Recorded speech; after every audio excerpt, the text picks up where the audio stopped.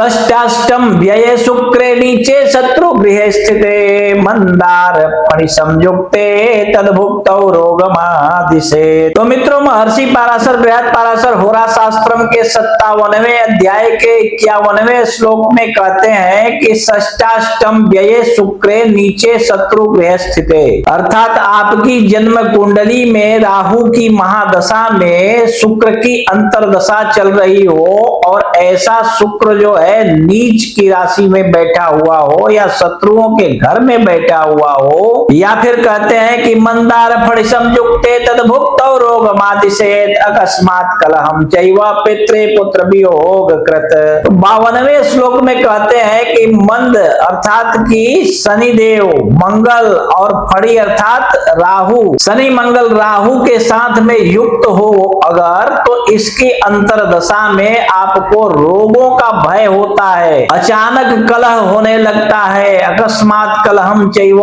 पित्रे पुत्र वियोग कृत, पिता और पुत्रों से भी वियोग हो सकता है, अर्थात दूर कहीं चला जा सकता है, अथवा नफरत जैसा झगड़ा जैसा हो सकता है। स्वबंधु जनहानिश्च सर्वत्र जन पीड़नम दायाद कलहश्चैव स्वप्रभो स्वस्य मृत्यु कृत। कहते हैं कि ऐसे समय में स्वयं के बंधुओं का नाश हो जाता है, अथवा जहां भी आप जाएं, जिससे भी मिले उन लोगों से आपको पीड़ा ही प्राप्ति होती है। और दायाद कलहश्चैव, गोतिया परिवार वाले जो हैं वो आपके साथ में कलह करने लगते हैं, झगड़ा होने लगता है। और स्वप्रभो स्वस्य मृत्यु कृत, कहते हैं कि ऐसे समय में आपकी मृत्यु भी हो सकती है। यह समय बहुत ही कष्टदायक होता है, तो इसको बहुत ही गहराई से देख करके, सोच करके, समझ करके तभी कोई निर्णय कीजिए। कहते हैं कि कलत्र पुत्र पीड़ा च शूल रोगादि संभव।